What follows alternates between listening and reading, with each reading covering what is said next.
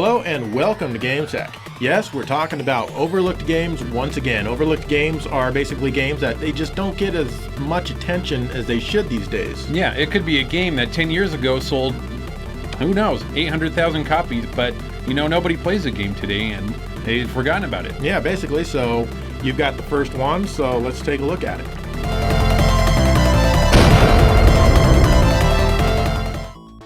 Quackshot was released on the Genesis in 1991 by Sega. Sega was on a Disney kick in the early 1990s, and I was all over that, as I'm a big fan of Disney. Most people think about Castle of Illusion when they think of the Sega Disney games, and rightly so. But let's not forget about good old Donald. While I don't think it's as fun as Castle of Illusion, this game has its charms. It plays a bit differently from other straightforward platformers. In this game, you'll be traversing a map, revisiting levels again and again, acquiring tools that you need to advance the game. The levels have a good layout and some nice puzzles that will give you a small challenge. Once you reach the end, or get as far as you can, you plant a flag that lets you call in your plane to take you somewhere else to get the tool that you need to advance. It's a good idea that helps extend the overall playtime.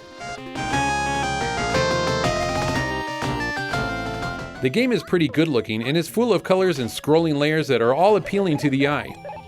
Donald has a pistol that shoots plungers. These plungers only stun enemies and he can easily get by without taking damage. As the game progresses, he will get a 5-way popcorn shot and a bubblegum gun, both which will actually kill enemies. You switch between them all in the main menu screen, and like in DuckTales on the NES, getting ice cream restores some life. God, love that ice cream. The only real downfall to this game is the music. It has a few good tracks, like the Transylvania theme, but overall I feel it's below average. Still, it's a great game that you rarely ever hear anything about.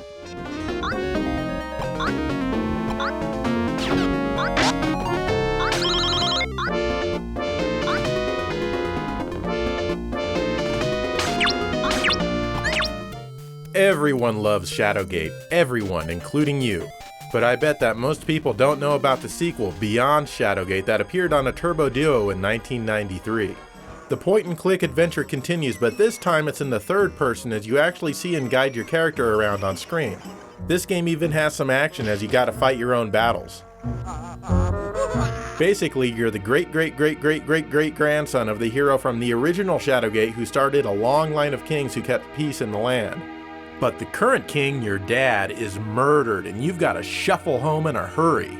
But then you're falsely accused of plotting your dad's murder and you get thrown in the dungeon. Using your wily point-and-click skills, you've got to find a way out of the cell and avenge the king's assassination. There's even multiple endings. Pressing the select button allows you to switch between the various tools and icons available to you, and the regular buttons let you choose and use the items. And be sure to save often and explore everywhere. What you do now may seem kind of useless, but it can come back and help you later in the game. Stop, sentries. Let him pass. When I was chained in the castle dungeons, he set me free. You find stuff all over the place and everything has a use, much of it far from obvious. The game does have a goofy sense of humor sometimes. You can punch innocent people, but watch out, it's not always a good idea. There are also a lot of death scenes. Most of them are pretty gruesome and violent, but my favorite one isn't even violent at all. If you accidentally give this elderly woman her photo album, she starts talking and talking about everything that's in it.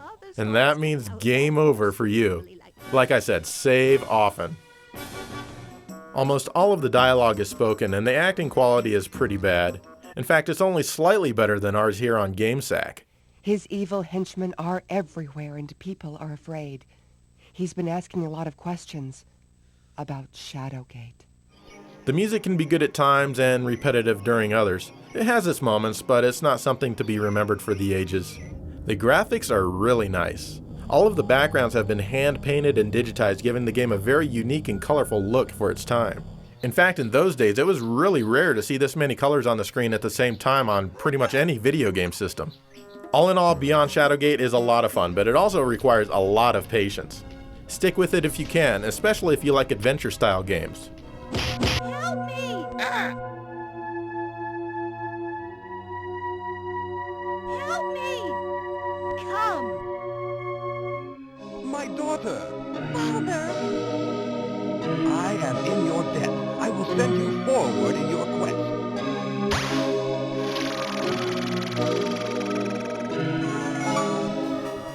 Kirby's Block Ball for the Game Boy was pretty popular at one point when it was first released in 1996. 17 years have gone by, and like most things, gamers have forgotten about this game or are just too young to care about old black and white games anymore.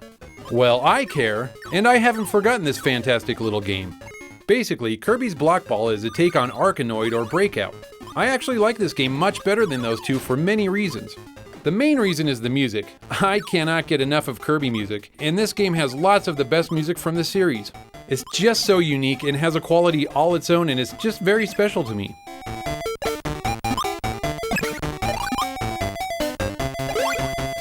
So you guys out there can have your Usher or Pitbull or Jay-Z or whoever.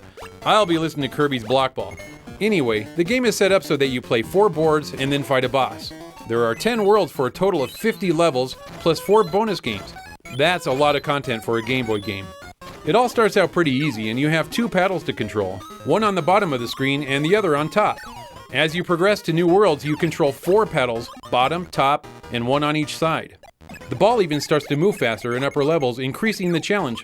But don't worry, because controlling the paddles is easy and very responsive. Since this is Kirby, you can take control of your enemy's powers to use at your will, which helps keep the game interesting. This has got to be one of the best and most fun Game Boy games I've ever played, so be sure to take another look at this little gem.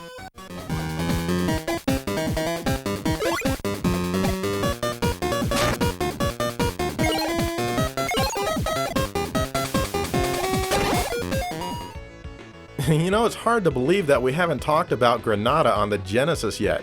It's a really cool game by Wolf Team released fairly early in the system's life. These same developers would go on to make stuff like Tales of Fantasia for the Super Famicom. But back to Grenada. In this game you play as a tank where you can roam freely over massive levels in order to destroy things. The map in the lower right corner lets you know where you are in relation to the targets that need to be destroyed. Once you destroy all of the targets, you can fight the level boss. Pressing A fires a rapid shot from your turret in whichever direction you're facing, but you can also strafe by holding down the B button. The C button fires your super strong shot, which is slow, but you do have an unlimited supply. Sometimes you can even pick up helper items which can add to your firepower for the remainder of the level. I just love the action in this game. When you fire your super shot, you recoil backwards, and the screen shakes when big things blow up. Overall, this game does a lot to really make it feel action-packed. In fact, Stage 2 is probably one of my top favorite stages to play in any game. You're driving around on a giant plane that's mid-air, blowing parts of it up. How you got up there, who knows, but it's awesome. The graphics are kind of bland in a lot of areas since this is an early low-memory game, but I think they get the job done. It's the animation that really draws you in anyway. I really like the rotating boss on Stage 2. The music is great. Motoi Sakuraba usually does some pretty good stuff, and this is no exception. Be sure to check this one out if you haven't. It's lots of fun and it can get pretty challenging.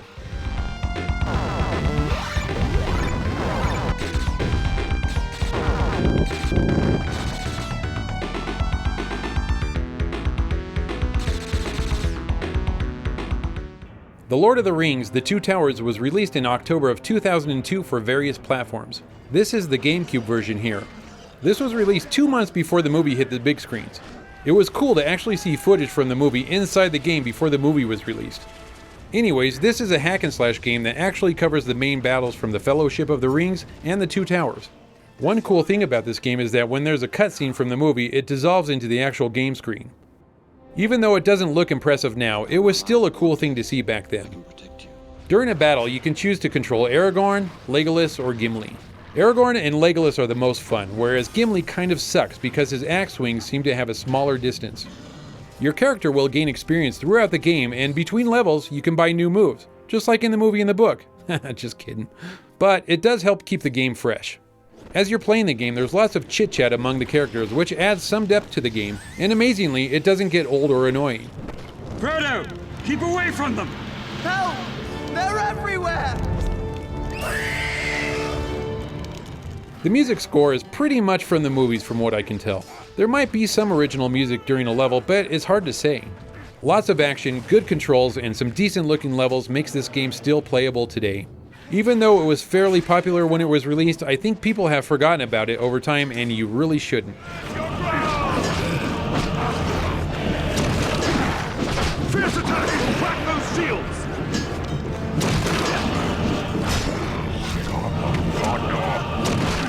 All right, Dave, that was pretty interesting, the Two Towers, I guess. Well, yeah, it's actually a great game. As you know, I really don't like the movies because it strays from the book so much. But, this follows just mainly the main battle scenes, and that's what I like. So it's a good game. I like the movies. Anyway, it's my turn again, and I'm in the mood for the next game we're about to play. What's that?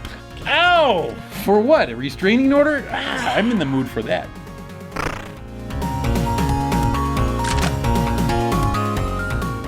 Black Belt on the Sega Master System wasn't exactly the most popular game when it was released.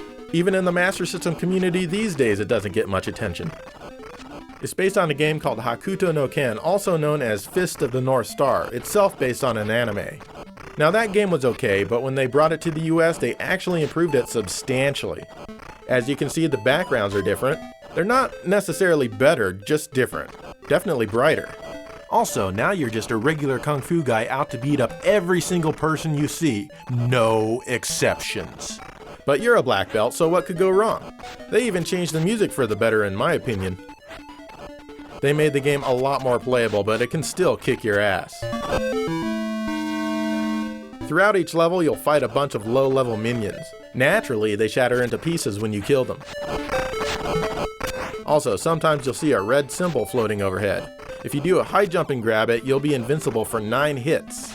You can tell if you're still invincible or not because the music is different when you are. There's also various kinds of sushi that floats by, and it restores some health if you grab it. Both of these floating items were added to the US version. Each stage also has mid-bosses which help break up what would otherwise be a very monotonous stage. Some stages have 4 mid-bosses, others have 2, and some only even have 1. When you get to the boss, suddenly the characters are bigger and it's a one-on-one fight to the end. The music here is just awesome. These bosses can be pretty tough unless you know the exact strategy to beat them. But learning these strategies are half the fun. Overall, the graphics are decent with some really nice scrolling of the floor which provides some cool depth. The animation is really good for the time this was made as well. It can be repetitive and yes, sometimes even frustrating, but I think it's really fun.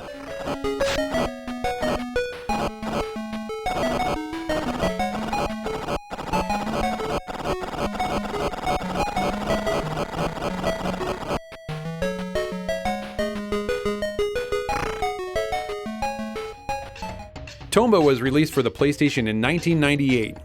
A fun little fact, the creator of this game, Tokoru Fujiwara, also created Ghosts and Goblins and worked on many of Capcom's greatest series. Just knowing that little bit, you know this game's going to be special. Tomba is, at heart, a platformer. I like that this game is played on multiple planes. Being able to jump into the background and sometimes into the foreground really adds depth to just a normal platforming game. There's no real set levels in Tomba, and as you progress, you'll talk to people who will just give you objectives to complete. Once you meet these objectives, you get AP points, which helps you level up. This is where the RPG aspect of the game comes from. It's not deep, and that's just fine, as I didn't buy this game for the RPG aspects. Control of Tomba is a bit difficult until you really get used to the jumping mechanic. Even latching onto tree branches can be difficult until you learn exactly where to grab them. Once you get the control down, the game becomes more enjoyable. Graphically, as you can see, the game has lots of rough edges. It's super colorful, but the low-count polygons and the pre-rendered sprites can be tough on the eyes. The music in here is nothing great. It's okay for the game, but it's just too whimsical for me to be enjoyable. Tomba is kind of a cult classic, so you might have to pay close to full price for a copy.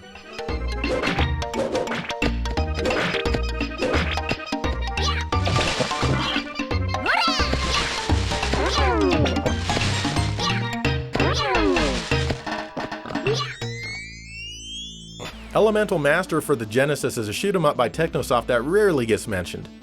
It's also the only shooter by Technosoft that I know of with cutscenes to explain the story.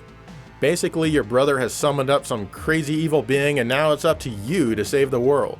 You know, I always thought this chick kinda looked like Christina Applegate from Married with Children. Yeah, I don't know. Anyway, like in most Technosoft games, you can choose the order of the first few levels. This one's kinda weird as it's an overhead shooter / run and gun. You shoot forward with the B button and back with the A button. At first you only have one type of weapon, but as you defeat bosses, a fairy will appear to give you more weapons. You can switch between the weapons you have at any time and you can charge the new ones up for a powerful attack. It's not until after stage 5 that you can charge up your default weapon, but when you do, it's pretty powerful. You only have one life, but you do get a life meter so you can take multiple hits. You can also shoot open treasure chests that are out on the field for some special items like shields, trophies to extend your life meter, and mirror images of yourself to increase your firepower briefly. There's also these berries which restore part of your life meter, though the manual calls them magic rocks. These rocks are yummy. The game can be pretty tough, especially if you're not used to the controls, but it's beatable. The graphics are decent and they do have some nice color here and there. The bosses look pretty cool too. And of course, since this is a Technosoft game, the music is outstanding. It's really worth listening to on its own and it deserves a place on everyone's favorite music player.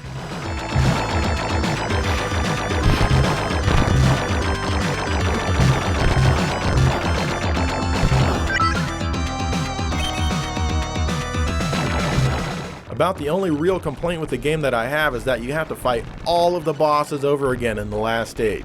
In fact, that's one of my pet peeves when games do this. It's just repetitive and unnecessary. Still, this game needs more attention than it gets, and it's definitely worth checking out.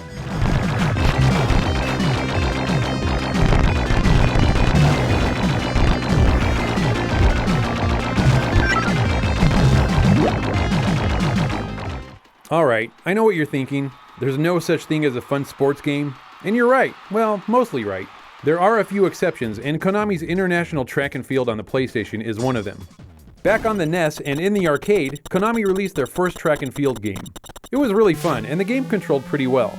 When the PlayStation game was released, I thought of the original game immediately and hoped it would be just as fun. As a single-player game, the game is fun, but when you get 3 of your friends together, it becomes a night to remember. You don't even need women. A couple buddies of mine and I have spent countless hours playing this game, drinking beers and just having a great time. Ah, the memories. I wonder what Joe was doing on those nights. Hey, man, leave me alone. Looking at the game today is kind of like, well, you know how I feel about how 32-bit polygonal graphics have aged. Not very well. Even though it's ugly, it's still a very playable game and it's still very fun. You compete in 11 events and all of them are fun, from the 100-meter dash to the high jump. You can't hold the controller normally. If you're gonna win, you've got to sit on the floor with the controller on the ground so you have 2 free fingers to button mash. Each event is just a button mashing frenzy, and by the end of the night your hands and arms will be burning. And I mean burning! It's always exciting setting a new world record. A world record your friend was the current holder of, and you took it and now you can rub it in their face. The game is fairly quick with 4 people, lasting usually 30 to 45 minutes. The time goes by so quickly because of the fun factor and the replayability. Do not miss out on this little gem, especially if you still like to get together in the same room and play multiplayer with your buds.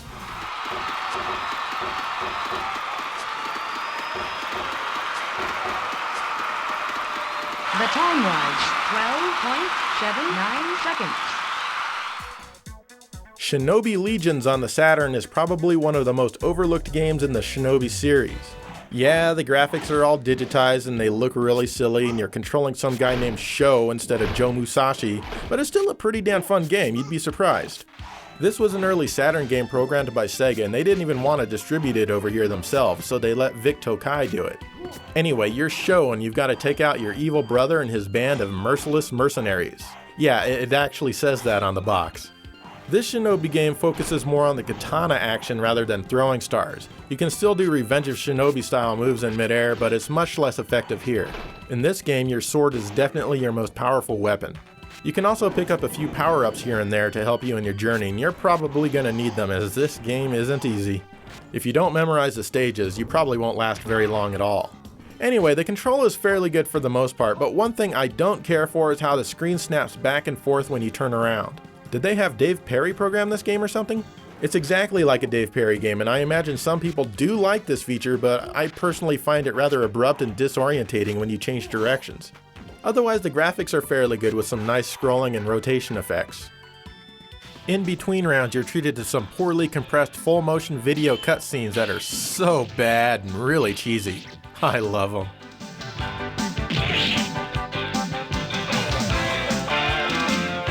The music is okay. I mean, there are a few tracks that are pretty good, but most are okay.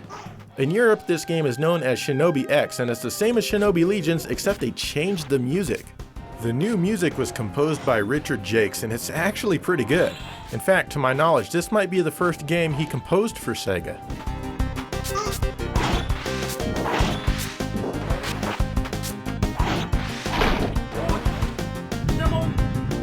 Overall, I'd say the music here is definitely better. You guys over there lucked out. But I did notice that the music sometimes slows down and speeds up in the European version when the action gets intense.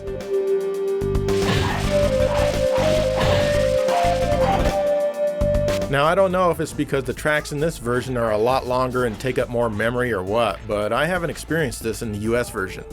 Anyway, be sure to check out this often overlooked entry into the Shinobi series.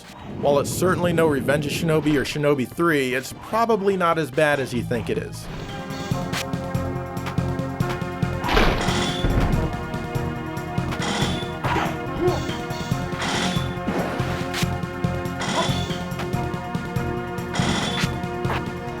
Joe, that was great. I really like Shinobi Legions, and I was surprised that there weren't really legions of Shinobis, but yeah, it was bad. Yeah, well, anyway, we hope to, in the future, have more Overlooked Gems episodes. Do you have more overlooked games you can feature? Yeah, I had a hard time narrowing down for this episode. I've got at least 2 more episodes in me. How about you? Oh, maybe 1. We'll see. You know? Okay, well, that's good. And in the meantime, thank you for watching GameSack. GameSack.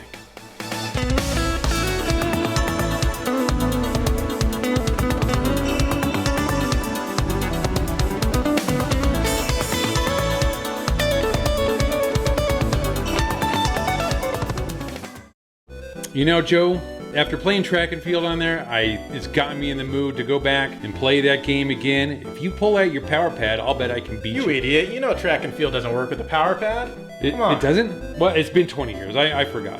So why don't we play World Class Track Meet? Because I know that uses the power pad. I am going to kick your ass. Come on, let's do it.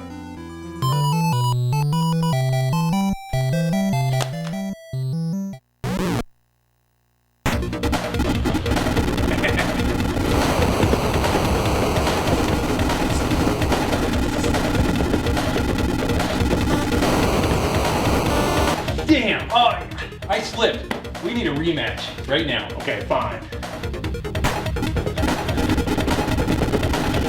Yeah, I'm winning! Oh, freaking cheater!